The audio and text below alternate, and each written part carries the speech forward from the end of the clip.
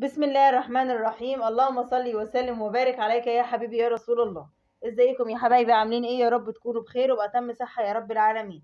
عندنا النهارده روتين جامد جدا كله كده شقة وتعب، بس الحمد لله عدى على خير من اول اليوم لاخره. بس خليكي معايا لاخر الفيديو، في حاجات كتير جدا هتستفادوا منها باذن الله، وفيديو تشجيعي كده وهتتحفزي وتقومي تخلصي كل اللي وراكي.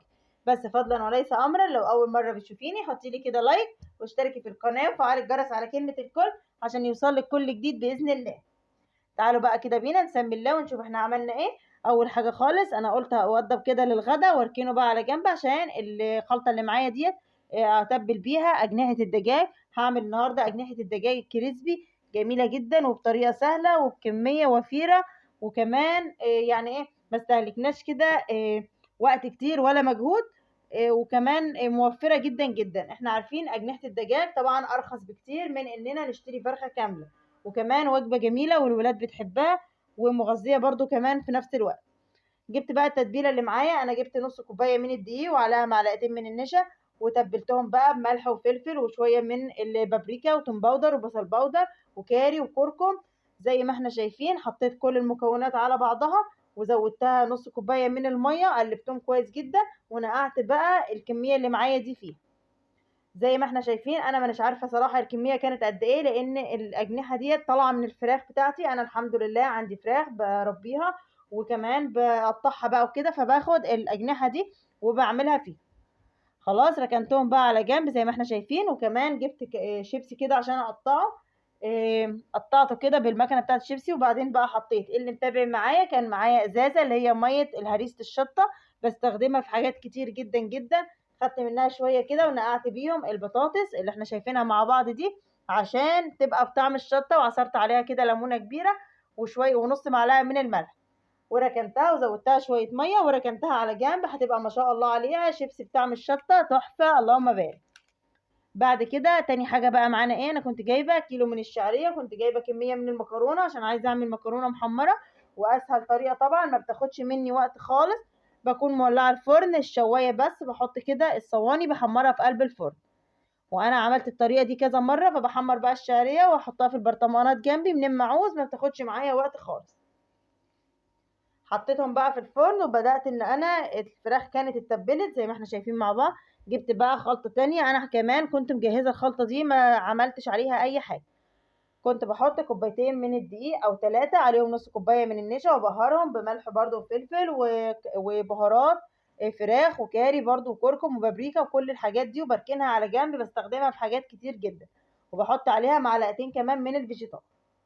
جبت كده العلبة بتاعتي دي وبدأت ان انا انزل بقى فيها اجنحة الدجاج اللي احنا شايفينها مع بعض دي، وكان فيها كمان كذا قطعة من صوابع الاستريبس. هي نفس الخلطة برضو بعملها.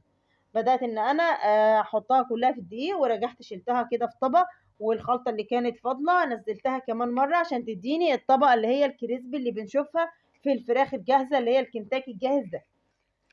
جميلة جدا ما شاء الله، القطعة بقطعتها كده كبيرة وزي العسل. ركنتها على جنب ورحت بقى اشوف انا ورايا ايه. كان ورايا غسيل، ولعت كده الغسالة على دورة من الغسيل زي ما احنا شايفين مع بعض.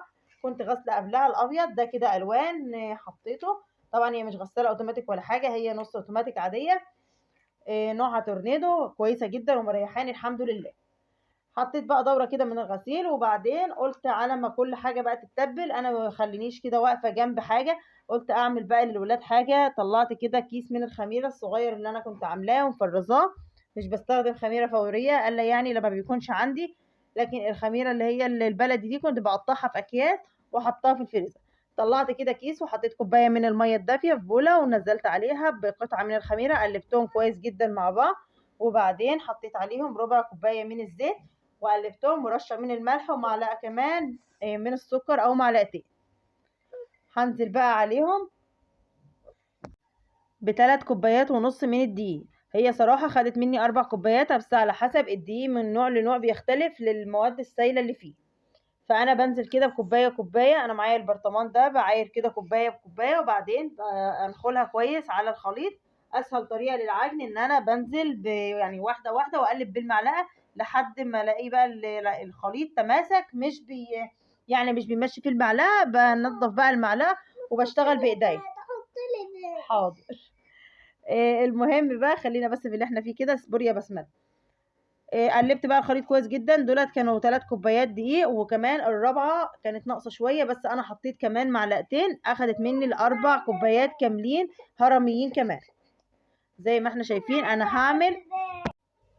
انا اسفه حبايبي، اعذروني بس على الصوت. بنتي بقى الله يهديها يا رب، مش عارفه انا كنت بقول ايه. المهم ان انا اخدوا مني الاربع كوبايات زي ما قلت لكم، وبدات ان انا بقى اعجنهم عجنه كويسه جدا. انا هعمل قرص بالسمسم اللي هي اللي بالقرفه دي من جوه، جميله جدا. طريقه سهله ومبسطه وحاجه كده اللهم بارك زي العسل. ينفع كمان الاولاد ياخدوها معاهم في اللانش بوكس من غير اي حاجه خالص. هي حجمها حلو ومشبعه وجميله جدا.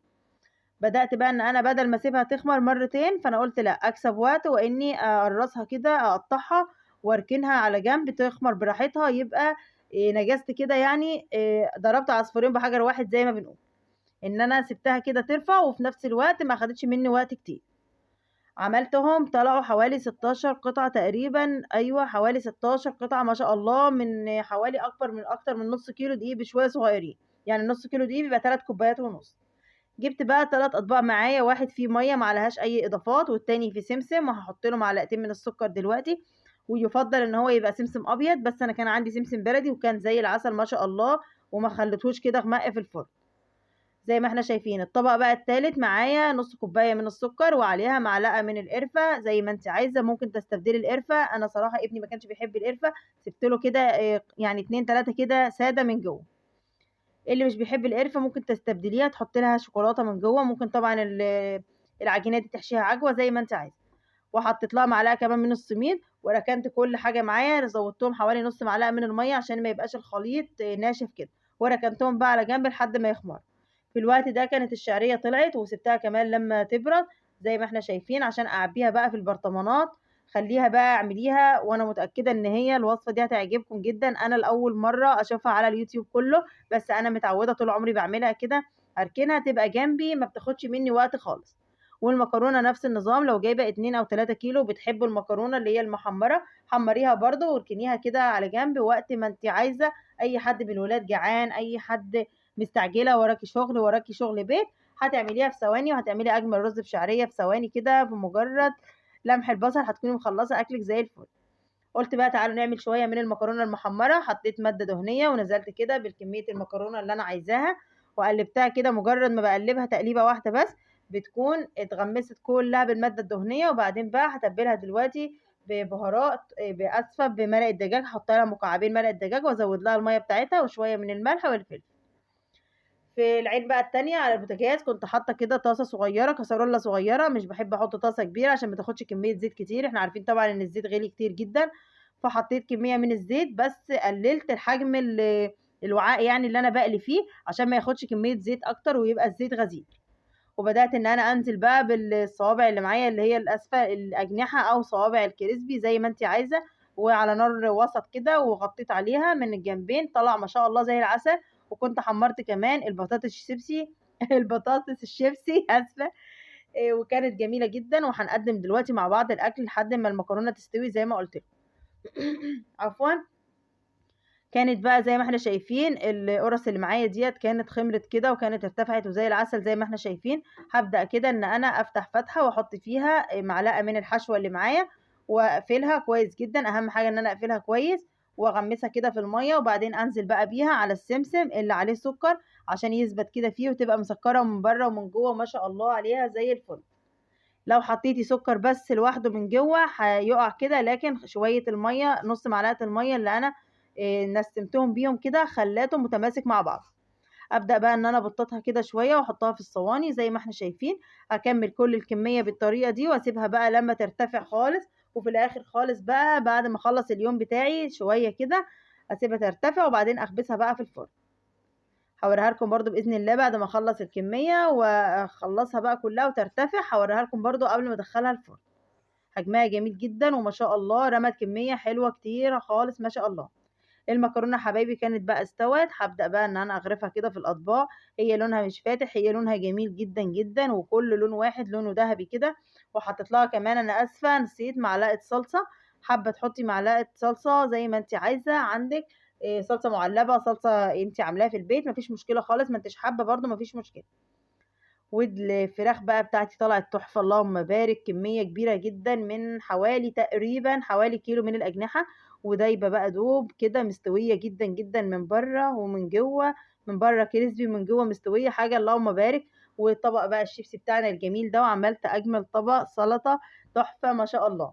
واتغدينا بألف هنا وشفا، والأكل كان جميل اللهم بارك زي العسل. بأقل الإمكانيات اشتغلي، ما توقّفيش برضه نَفْسِك على أي حاجة، ما فيش مشكلة خالص، بأقل الإمكانيات عندِك في بيتِك، وما تضغطيش بقى على جوزِك كده، خلّي كل حاجة ميزانية البيت دي هتبقى لعبتِك أنتِ، لعبة بيتِك أنتِ ميزانية البيت دي. يعني ما تحاوليش إن أنتِ آآ لازم يبقى معاكِ فلوس كتير عشان تنزلي تعملي أكلة تكون فخمة كده، لأ، هتعملي أحلى سُفرة ما شاء الله بأقل إمكانيات، كل حاجة بتدبيرِك وبتدبير دماغِك أنتِ اللي هتعرفي تمشّي البيت بتاعِك. يعني مش الفلوس هي اللي هتمشّي لِك بيتِك، لأ، ده أنتِ دماغِك هي اللي هتمشّي البيت. كلام مهم جدًا لازم كلنا نعرفه في الأيام الصعبة اللي إحنا فيها دي، وطبعًا إحنا عندنا كلنا ربنا يخلّي أولادكم يا رب ويرزق كل مشتاق، كلنا عندنا أولادنا واللي في الدروس، وما شاء الله كل حاجة غِليت، الأسعار بقت نار، نار، ما حدش بقى مستحمل وكل الناس مش مستحملة غلاء الأسعار. بس إحنا لازم طبعًا نتحدى غلاء الأسعار ده زي ما قُلت لكم، وبإذن الله كل حاجة هتمشي مع بعضها كده، وهنمشّي الدنيا مع بعض بإذن الله. بدأت بقى إن أنا بعد ما خلّصت خالص، بدأت إن أنا جِبت المواعين كده وما تكسّليش عليها، أهم حاجة تغسلي المواعين بعد ما تخلّصي الغدا وبعد ما تخلّصي كل حاجة، اغسلي كده المواعين وما تسيبيهاش، وكمان اغسلي البوتاجاز ما تبيتيهوش متوسّخ. أنا كده كنت مولّعة الفرن من تحت طبعًا وطول النهار والع من فوق، فما شاء الله عليه البوتاجاز كان متبهدل جدًا، جدًا. بس أنا آسفة، هي العيون بتاعة البوتاجاز ذات نفسها دي هي اللي كانت سامرة بقى لها كده سنين، فهي الحمد لله هو البوتاجاز مريحني يعني ربنا الله المستعان، يعني نفسي أغيّره صراحة، بس الحمد لله دلوقتي على كل حال طبعًا ما فيش أي إمكانيات لإن إحنا نغيّر حاجة دلوقتي، الله المستعان يا رب العالمين. بدأت إن أنا أغسل بقى البوتاجاز كلّه غسلة كده محترمة نضيفة ما شاء الله، وبعدين كنت خلّصت غسلت بقى الحوض والرخامة شطّبت المطبخ كُلّته زي ما إحنا شايفين، وفي نفس الوقت كنت باروح أطلّع كده دور من الغسالة وأحط غيره وأشطف كده، يعني ما وقفتش جنب حاجة، مش باقف جنب عجين، مش باقف جنب أكل، مش باقف يعني مش باوقّف نفسي على حاجة، كلّه في وقت واحد كده كلّه هيخلص بإذن الله. بس كنت آخر بقى اليوم خلّصت وشطّبت زي ما إحنا شايفين، دعكت المطبخ كويس جدًا، ولو الرخامة بتاعتِك بيضة زي حالاتي كده ونوعها مش حلو أوي يعني، باحط لها كده سِنّة من الكلور بتبقى زي الفل، لإن مهما أدعك فيها هي صراحة ما كانش يعني مش حلوة، نوعها مش حلو أوي. القرص بقى بتاعتي كانت اختمرت ودخّلتها بقى الفرن طرية اللهم بارك زي العسل، ومن جوّه ريحة القرفة مع السكر كانت قالبة الدنيا. وما تنسوش معلقة السميد اللي أنا حاطاها جوّه دي بتبقى زي العسل، ومخلّية الخلطة زي الفل. زي ما إحنا شايفين طرية وهشة جميلة جدًا اللهم بارك، أتمنى تجربوها بنفس الطريقة، وأتمنى كل حاجة باعملها تعجبكم وتنول رضاكم يا رب العالمين. القرص أنا باقول لكم إن هي تحفة ما شاء الله عليها، وفي نفس الوقت بقى كده كنت خلّصت، كنا آخر اليوم، خلّصت بقى غسيل ورُحت بقى عشان أنشره، لقيت نفسي صراحة مش قادرة خالص، بس كنت خلاص متأخّر، فقُلت لأ، سِبته عشان اللي يلاحظ إن أنا بانشّر والنور طالع، سِبته كده شوية وقعدت بقى مع الولاد، راحت عليَّ نومة شوية، بس أول ما قُمت الصبح خالص الساعة 07:00 6:30 قوّمت الولاد للمدرسة، وقُمت بقى نشرت الغسيل كلّه. يعني أنا راحت عليَّ نومة شوية، بس كان جسمي بقى تاعبني، قُلت مش لازم يعني أنا كنت يعني هو ناشف مش هيحصل له حاجة، مش فيه مَيّة ولا حاجة، وبدأت بقى إن أنا أنشره زي ما إحنا شايفين مع بعض كده، لو أنتِ عندِك الوقت المتاح انشري بقى الغسيل، فخلّصت كلّه ما فيش 5 دقايق كنت مخلّصة كل حاجة، وفتحت بقى عليه الستارة، ويا رب الفيديو يكون عجبكم وينول رضاكم يا رب، ولحد ما أشوفكم بإذن الله في فيديوهات أكتر وأكتر، هتوحشوني وأسيبكم في رعاية الله وأمنه، والسلام عليكم ورحمة الله وبركاته، ما تنسونيش في اللايك.